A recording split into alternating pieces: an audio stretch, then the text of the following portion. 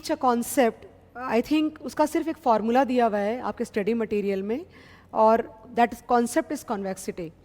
तो they have not given any question as such, सिर्फ एक फार्मूला दिया हुआ है, बट सिंस वो फार्मूला बुक में आपके स्टडी मटेरियल में मैंशनड है तो अपन उसको पूरी तरह से इग्नोर नहीं कर सकते. लेकिन इसमें दो बातें आएंगी. नंबर वन कि convexity is not a very small concept कि मैं आपको 4 लाइन में एक फार्मूला के बेसिस पे आपको समझा के ख़त्म कर दूँ, ये पॉसिबल ही नहीं है.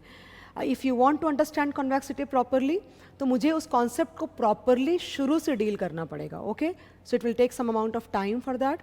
Number two, if you are watching this video from the perspective of learning convexity, then मैं आपको ये सजेस्ट करूँगी कि आपका बॉन्ड बहुत अच्छे तरीके से कंप्लीट हुआ रहना चाहिए, क्योंकि this is at a higher level. मतलब पूरा चैप्टर आपका वैल्यूएशन ऑफ बॉन्ड अगर ख़त्म हो गया है and you are very comfortable with all the concepts of bond, then you will be able to understand this concept of convexity very very properly, वरना आपको प्रॉब्लम होगी. So this is kind of disclaimer from my side कि अगर आपको ये video समझना है तो आपका बॉन्ड अच्छे से हुआ रहना चाहिए. Okay, so let's start.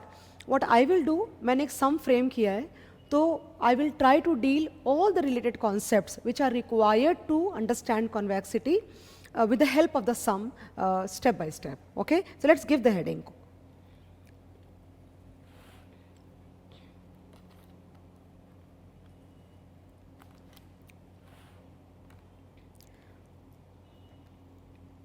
Convexity. Okay, start. So as we all of us know, and I'm sure all of you at this level of yours would have understood very properly, that what is the relationship between a price of a bond and YTM or interest rate in the market. We all know that the price of the bond and the interest rates are inversely related to each other. Means if interest rates will go up or if YTM will increase, the prices of all the bonds will go down, and if the interest rates go down, the prices of all the bonds go up. I assume कि ये सारी basic level की knowledge आपके पास में already है. तो सम मैं यहाँ पे काइंड ऑफ पढ़ने वाली हूँ आपके सामने में, and you can go through the sum which is like on the screen, and we can solve the sum one by one. आधा सम आप खुद से कर पाओगे, उसके बाद आगे का पार्ट मैं आपको हेल्प करूँगी.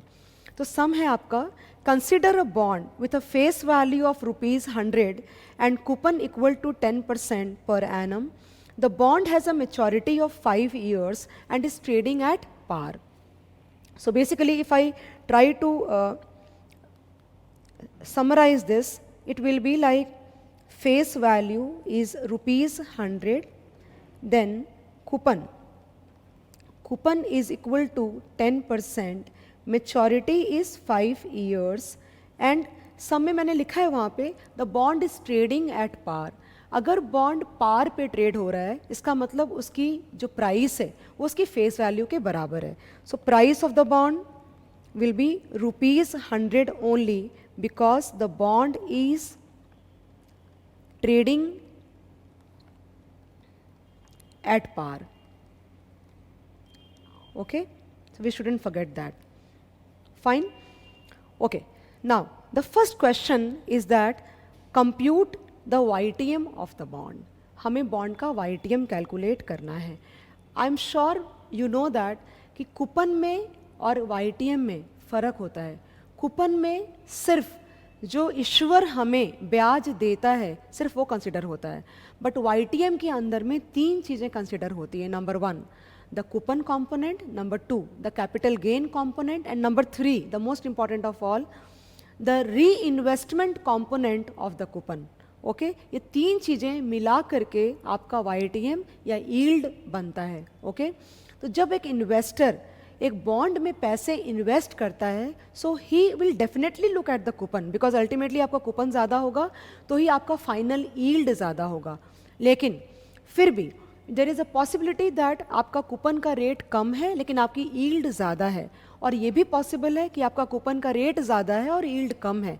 It is because of the fact that आपकी यील्ड के अंदर में सिर्फ कूपन नहीं आता, उसके अलावा दो चीज़ें और भी आती है, और वो है capital gain component, that is a difference in the buy price and the redemption price or sell price, and plus the rate at which you are able to reinvest your coupon till the end of your maturity or till the time you are invested in the bond.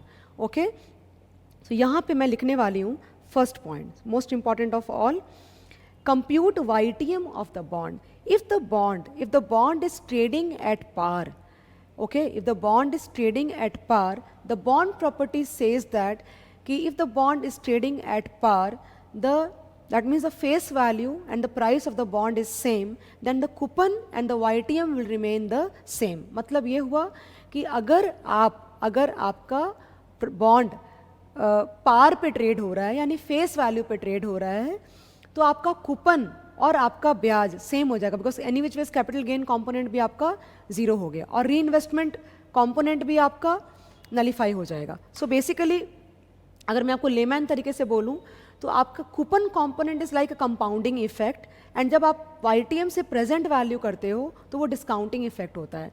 तो basically 10%, मतलब कैसे हो गया कि 10 कदम आप आगे गए और 10 कदम ही आप पीछे आए, तो एग्जैक्टली आप फेस वैल्यू पे लैंड कर जाओगे. Okay, but this property will hold good only if the bond is redeemed at par. Okay, मैंने जो बोला अभी आपके सामने में, that if a bond is trading at par, the coupon and the YTM will be the same. ये तभी possible होगा और ये property will hold good only when the bond will be redeemed at par. अगर bond आपका premium या discount पे redeem होगा तो ये property, this property will not hold good. Okay, so since nothing is mentioned in the sum, we assume that the bond will be redeemed at par. And so I'll write here,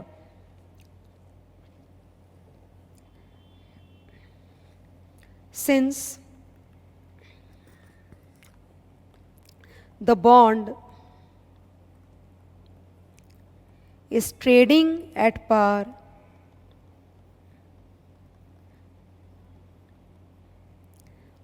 coupon is equal to YTM is equal to 10%. Okay, so this is clear. So the YTM of the bond is 10%. Okay, point number 2. Second question मैंने लिखा है, compute duration and modified duration of the bond. I don't see any reason कोई भी student इस level पे आकर के duration और मॉडिफाइड ड्यूरेशन अपन क्यों नहीं कैलकुलेट कर पाएंगे. Okay, so I am not getting into the explanation of duration and modified duration, rather I would focus on the calculation, because मुझे समझाना कॉन्वेक्सिटी है. Okay, so the heading is computation of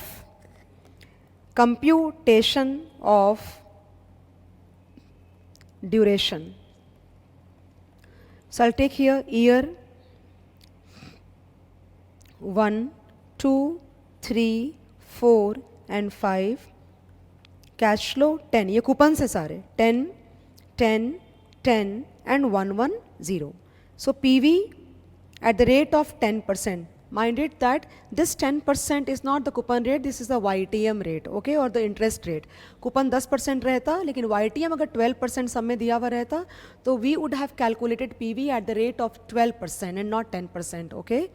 So 0.909, 0.826, 0.751, 0.683 and 0.621. So if I take the PV, easy, 9.09, 8.26, then 7.51, then 6.83, and this will be basically 68.31. Let's calculate and check it out. So 110 into 0.621 will give me 68.31. Okay, so guys, as I'm sure you would be knowing that this is your X and this is your W. So Wx will be 9.09, then 8.26 into 2 will give me 16.52, then 7.51 into 3 will give me 22.53, then 6.83 into 4 will give me 27.32, and then 68.31 into 5 will give me 341.55. So if you take a total, I am sure you will get 100 only, naturally. क्योंकि आपने जो 10% ये वाला निकाला है, ये 10% you have used like this 100, the purchase price only to compute the YTM 10. So naturally vice versa, अगर आप 10% से calculation करोगे तो 100 ही आना चाहिए, though you can take a total and I'm sure you'll get 100 only. The total of this particular cash flow is 417.01.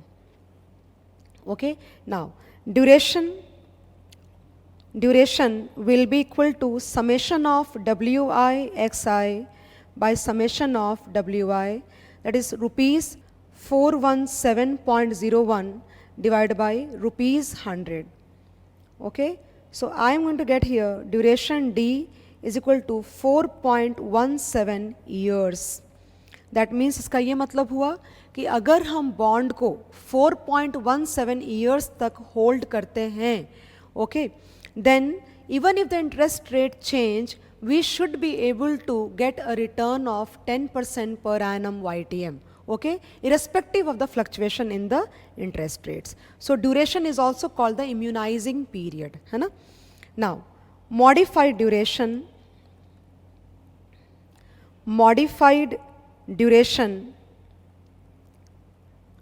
will be D divided by 1 plus YTM.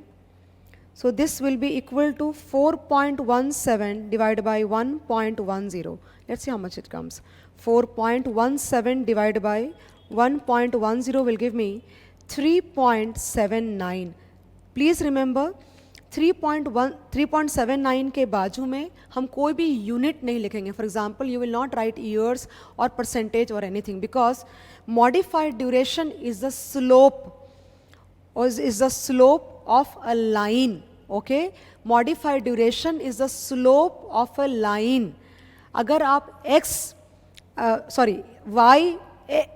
y axis पे अगर आप एक लाइन ड्रॉ करते हो जहाँ पे x is your independent variable interest rate and y पे है आपका dependent variable bond price, the relationship between the two will be measured with modified duration and that is 3.79. The slope of a line will always be unit free. Okay, ये एक बात हुई. दूसरी बात, आप कैसे इंटरप्रेट करोगे 3.79 को, बताऊं मैं आपको. इसका मतलब ये हुआ कि if interest rate changes by 100 bps or 1%, then price of the bond should change by 3.79% in the opposite direction.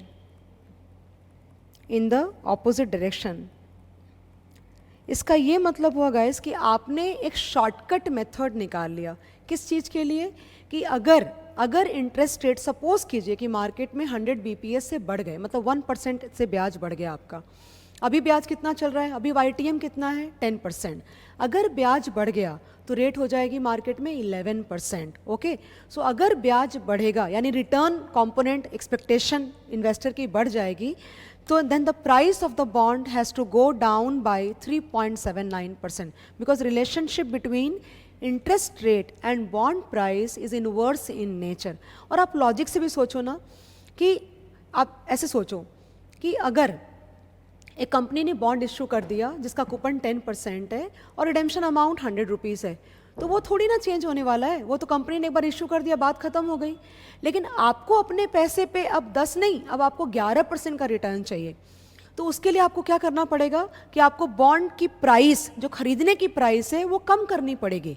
Okay, तो अगर आप बॉन्ड को और कम दाम पे, 100 पे नहीं और कम दाम पे खरीदोगे, तब आपको 10 रुपए के कूपन के साथ और 100 रुपए की रिडेम्पशन के साथ आपको तब 11 का रिटर्न मिल पाएगा, वरना नहीं मिल पाएगा आपको. सो नेचुरली अगर कोई आदमी बॉन्ड बेच रहा है अभी भी 100 रुपये में, तो उसका बॉन्ड कोई नहीं खरीदेगा, बिकॉज अगर कोई 100 रुपये में उसका बॉन्ड खरीदता है तो उसको 10% का रिटर्न मिलेगा, जबकि मार्केट में कोई दूसरा सेम रिस्क वाला बॉन्ड अब 11% की यील्ड दे रहा है। तो ऑब्वियस सी बात है कि that guy will bring the price down, वो अपनी प्राइस को कम करेगा, और तब तक कम करेगा जब तक बायर को 11% का रिटर्न ना मिलने लगे। तो whether you understand this concept mathematically, और वैसे अगर आप अब 10 के बजाय 11 से प्रेजेंट वैल्यू निकालोगे सेम कैश फ्लोज का, तो पीवी कम हो जाएगी। Okay, so whether you understand this concept with the help of mathematics, that means same cash flow discounted by 11 and not 10 will give you lower value, या फिर concept से जाओ कि investor को अगर 11 का रिटर्न चाहिए और इशूअर कूपन को चेंज नहीं कर रहा है, रिडेम्पशन अमाउंट को भी चेंज नहीं कर रहा है, then how will you be able to earn more? The prices have to be pushed down. तो आपका कैपिटल गेन कंपोनेंट बढ़ जाएगा और उसकी वजह से आपके रिटर्न 10 से 11 हो जाएगा। Okay, broadly.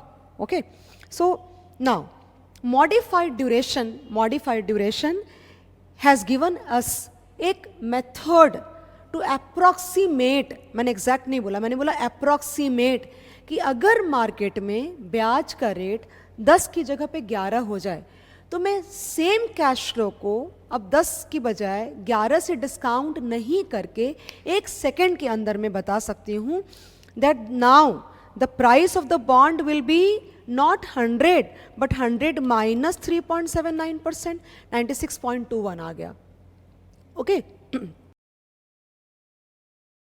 सिमिलरली अगर इंटरेस्ट रेट 1% से नीचे जाता है तो बॉन्ड की price 1% means 100 bps।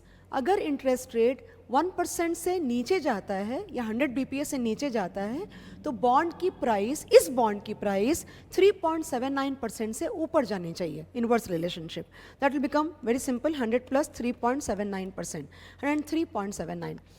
Did you notice one thing here that I am assuming rather this modified duration is assuming that ब्याज भले 1% से ऊपर जाए या 1% से नीचे आए, the change in the bond price will be 3.79%.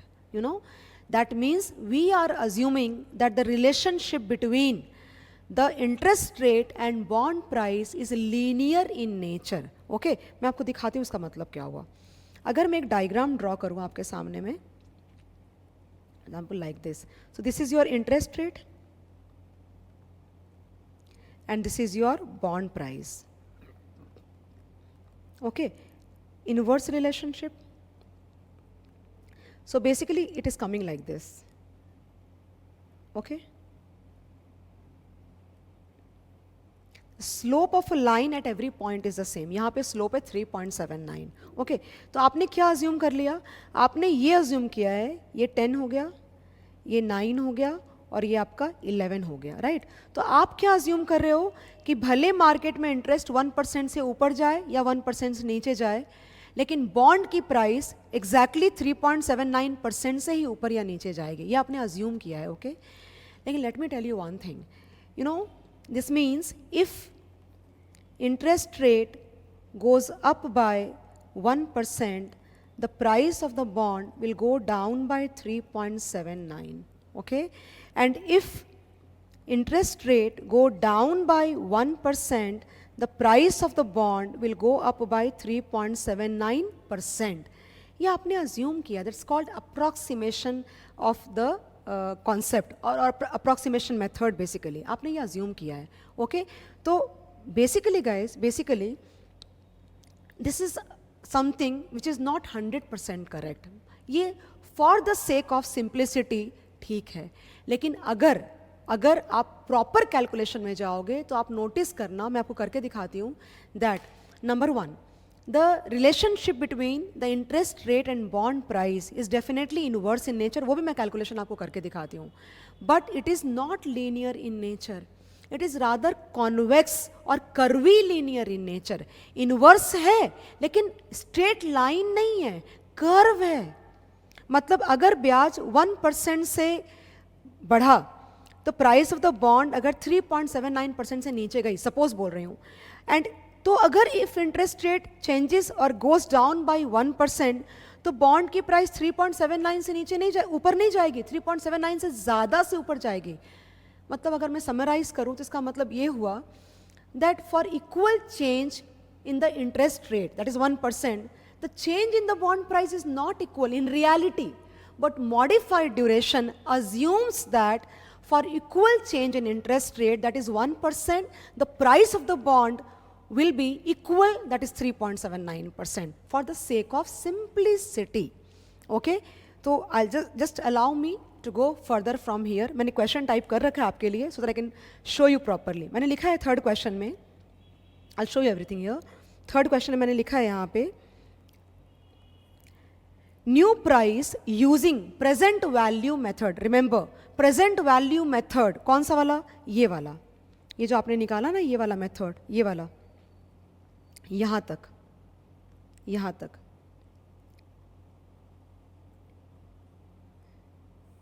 ये प्रेजेंट वैल्यू मेथड हुआ, ये वाला method. This is the proper method of computing the price. Okay, लेकिन चेंज निकालने के लिए हमने क्या किया, एक शॉर्टकट निकाल लिया कि हमें वापस से उतनी कैलकुलेशन ना करनी पड़े शायद. Okay fine. So now I have written the question is new price using PV method if interest rate goes up by 1%. Okay, so computation of new price if YTM goes up by 1%. Okay, so I can use the shortcut method which we always use, and that is, so price should be equal to 10 into PVA. What should be the rate, guys? What should be the rate? That is 10 plus 1 equal to 11%. So 11% comma 5 plus 100 into PVA, 11% comma 5. In order to save time, I can use some 10 into PVA factor will be 1.11, 1, 2, 3, 4, 5. So 0.593. So 100 into 0.5935, and this will be GT 3.6959. So we are going to get here 3.6959 into 10 plus 59.35. I'm going to get 96.309. Okay, then computation, we can block it actually.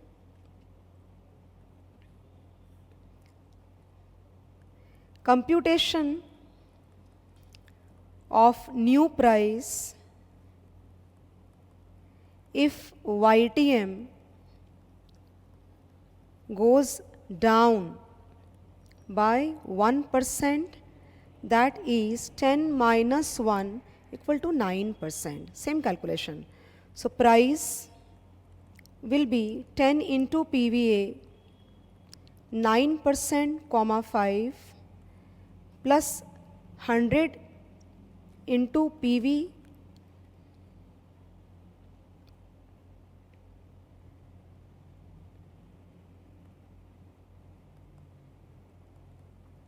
PVIF 9% comma 5.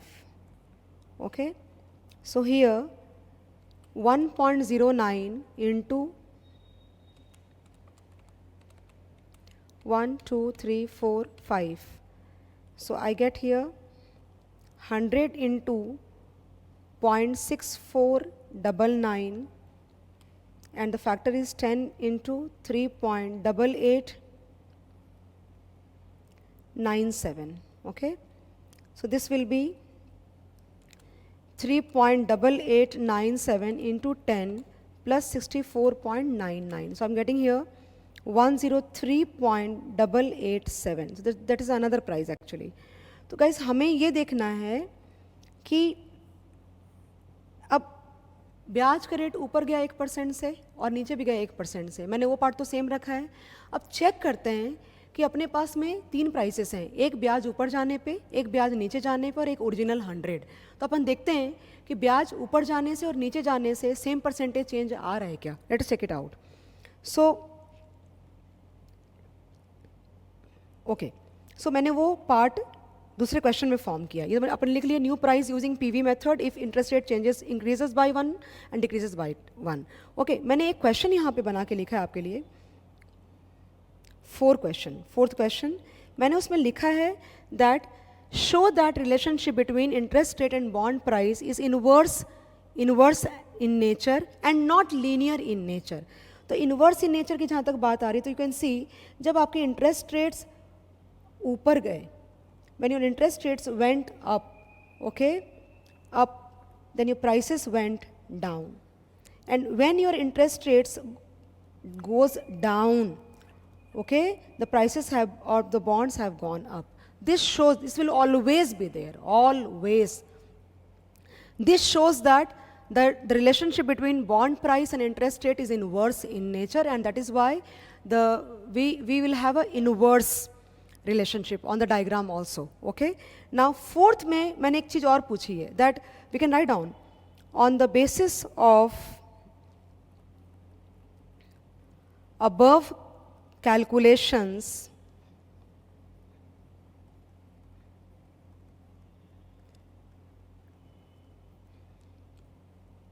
we understand that relationship is inverse. Okay, but I am asking you another thing as well. I am asking you that tell me whether the relationship is like non-linear, मतलब linear नहीं है, मतलब straight line नहीं है, curve है, convex curve है, वो आप prove करके बताओ। मतलब मैं आपको सच्ची बात बोलूँ, अगर ब्याज 1% से ऊपर गया और अगर ब्याज 1% से नीचे गया, तो बॉन्ड प्राइस में अगर चेंज 3.79 की ही है, अगर ऊपर वाले, जैसे ऊपर वाले पार्ट में आपने निकाला, तो रिलेशनशिप लीनियर है, मतलब स्ट्रेट लाइन है। लेकिन अगर ब्याज 1% से ऊपर गया और यदि ब्याज 1% से नीचे गया, then if the percentage change is not 3.79 both the cases, that means आप अगर उस डेटा को एक्स वाई एक्सिस पे अगर प्लॉट करोगे ना, तो आपको स्ट्रेट लाइन नहीं मिलेगी, आपको कर्व मिलेगा। Okay, let us see what I am trying to say. Now I am saying here is that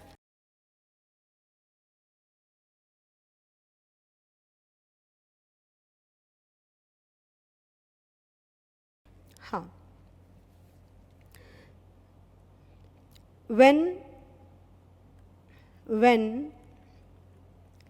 interest rate goes up by 1%, okay, so आपका जो P0 था वो था 100, राइट, एंड न्यू प्राइस जो आई आपकी वो आई थी, आई थिंक ब्याज ऊपर गया तो वैल्यू नीचे है, 96.309, 96.309 of course rupees.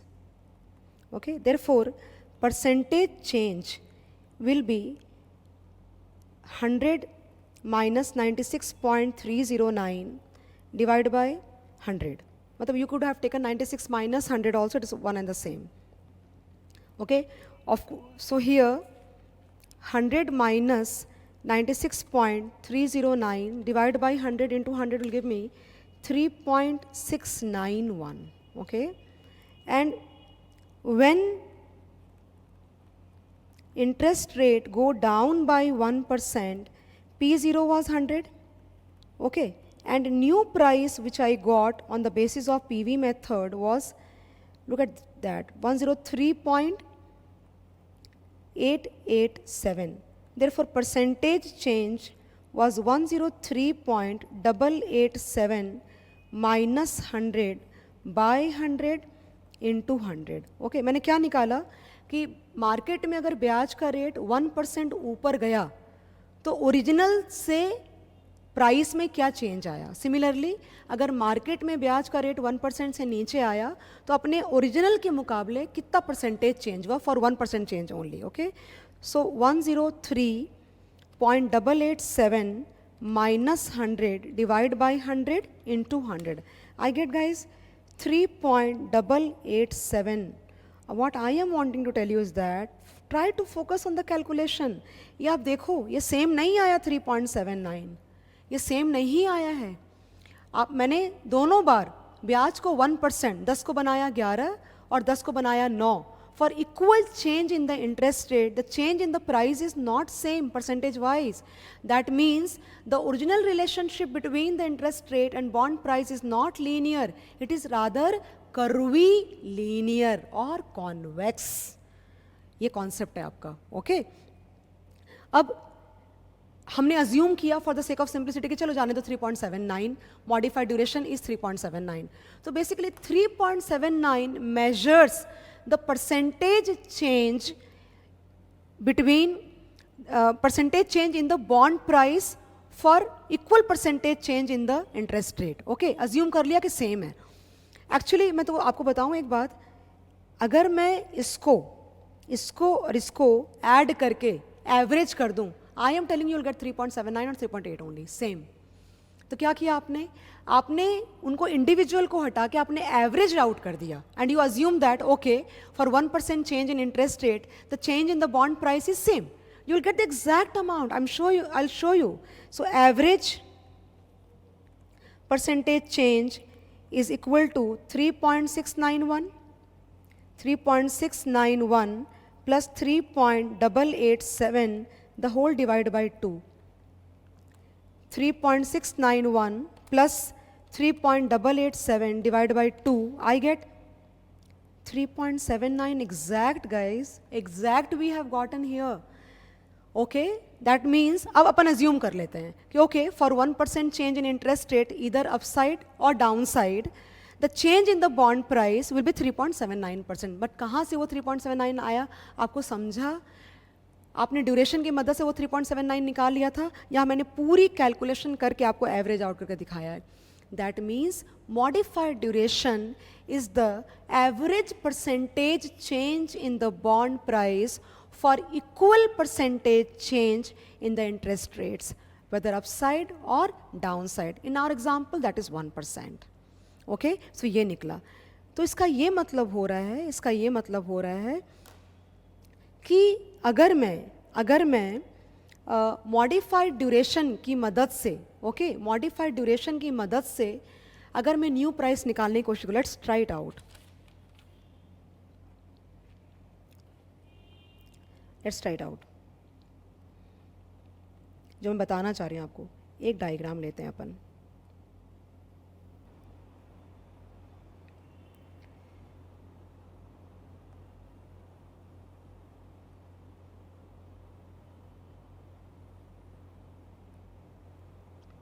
Just think that this is your interest rate,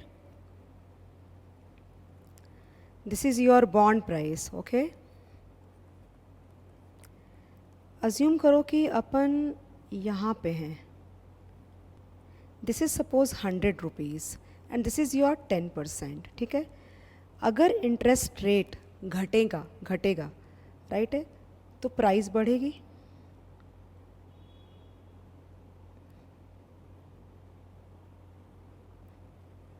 okay, now मैं क्या बोलना चाह रही हूँ कि if you compute the new price for change in the interest rate as per the modified duration method or approximation method, तो क्या price आएगी और एक्चुअली होना क्या चाहिए वो हमको कैलकुलेट करना है. टू बी वेरी प्रिसाइज, एक बात अगर मैं बोलूँ ना आपको, तो which we are discussing again and again, okay, that अगर आप मॉडिफाइड ड्यूरेशन यूज़ करते हो तो आप ये अज्यूम कर रहे हो ब्याज भले ऊपर जाए या नीचे जाए. Okay, the percentage change in the price from 100 will be 3.79 or 3.79.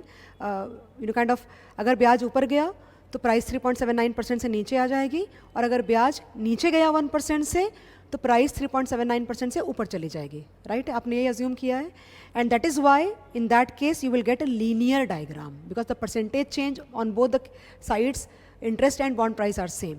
लेकिन रियलिटी में the percentage change in the bond price for equal change in interest rate is not same on both sides. It's different. I have already calculated that. Look at here. 3.691 and 3.887. It is different. And because of this, you will not get a linear diagram. You will get a curvy linear diagram, though the average is giving you 3.79%. Okay. तो अगर ब्याज आपका suppose 9% हो गया, suppose ये ब्याज आपका 9% मतलब कम हो गया, तो बॉन्ड की प्राइस ऊपर जानी चाहिए. तो we have already calculated that part. That is 103.887. That is 103 point मैं 88 लेती हूँ यहाँ पे. And actually present value method के हिसाब से 103.88 है. अगर एमडी के हिसाब से, यानी अगर स्ट्रेट लाइन के पॉइंट ऑफ व्यू से निकालोगे तो आप देखो क्या आता है. By MD method, if interest rate goes down by 1%, the new price will be 100 plus 3.79 as the relationship is inverse in nature, right? तो ये हो जाएगा 103.79. ओके, तो ये आपका यहाँ पे आएगा. Look at that. I will take a different colour. This will be like this. यहाँ पे आएगा आपका. So guys, you know what? 103.79. If you understand exactly मैं क्या बोलना चाह रही हूँ, कि अगर आप सपोज करो कि आप निकालते हो as per the modified duration, तो आपको प्राइस आई 103.79, जबकि रियल में प्राइस 1% अगर ब्याज नीचे गिरा तो रियल में प्राइस बढ़ी है 103.88 तक. ओके, तो आपको जो गैप आए वो ये वाला तो गैप है, और इसी ये जो गैप को बोला जाता है convexity. Okay, so instead of using the full valuation method और फुल 9% से वापस डिस्काउंटिंग करने के बजाय अपन ऐसे नहीं कर सकते कि अपन पहले 103.79 निकाल लेंगे और उसमें कॉन्वेक्सिटी वाला पार्ट ऐड कर देंगे तो अपने को प्रॉपर आंसर आ जाएगा. That is what you are learning here actually. Okay, so that gap, that difference is the convexity difference which is giving you a difference in the answer as per MD and as per full valuation method.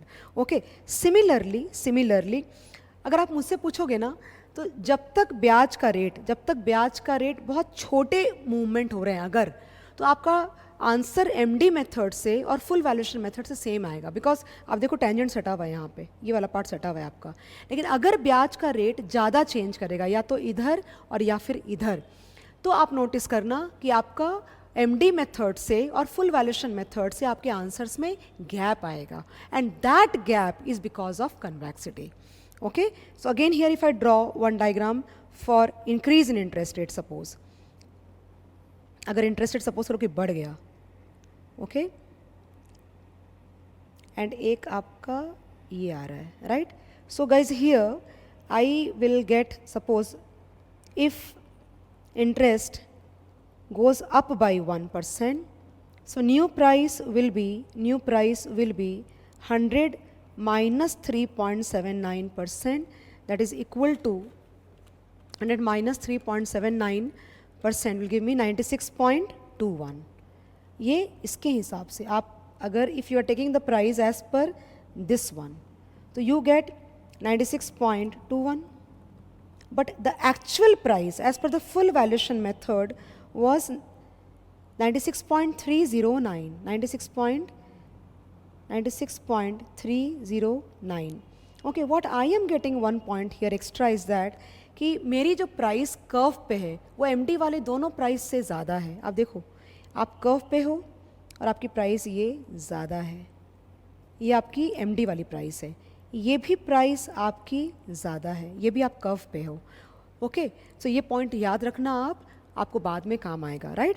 So what I am trying to conclude here is that if the movement in the interest rates are small, then MD method would be a good method to compute the new prices for change in interest rate. But if the interest rate changes are large, like 100 bps or maybe 200 bps, then MD method would not give you accurate answers. There would be errors of convexity. So we need to compute that convexity part and add it to the answer and accordingly get the perfect answer. I'll show you those calculations. Just wait for a second. Okay, let's go ahead, guys. So here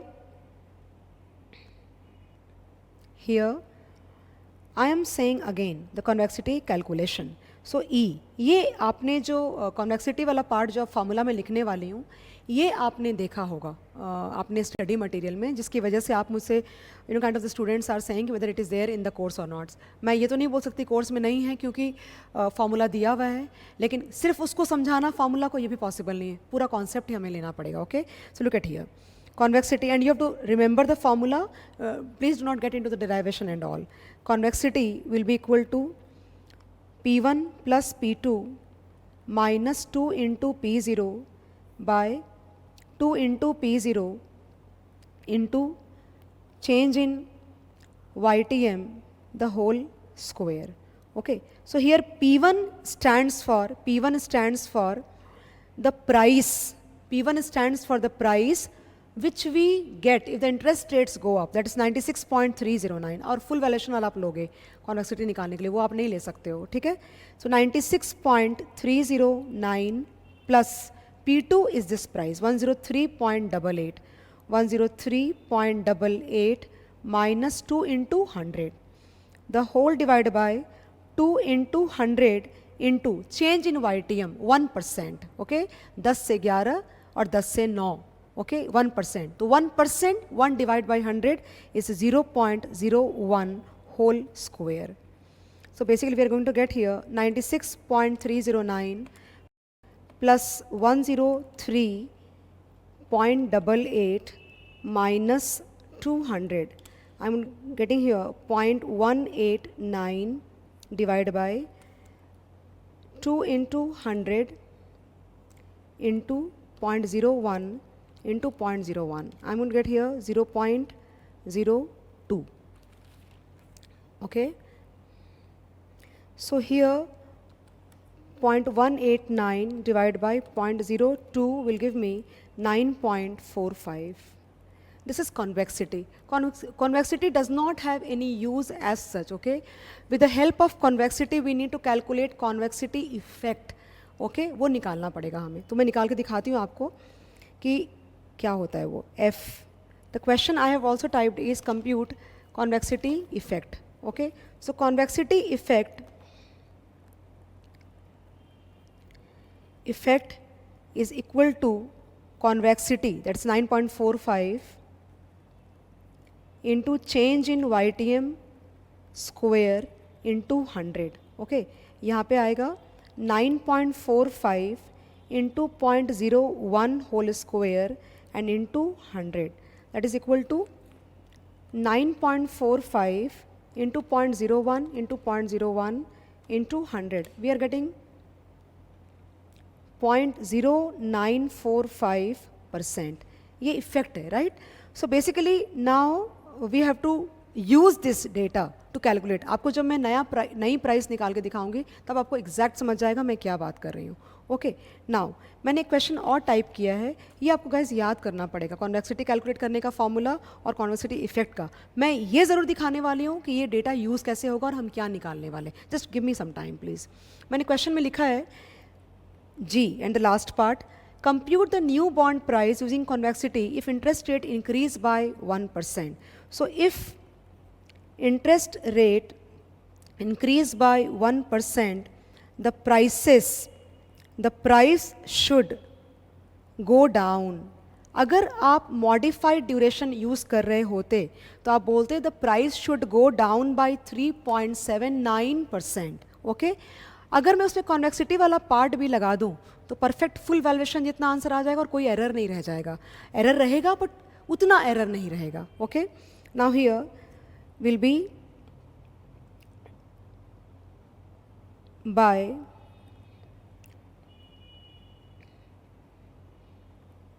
3.79% minus 0.0945%.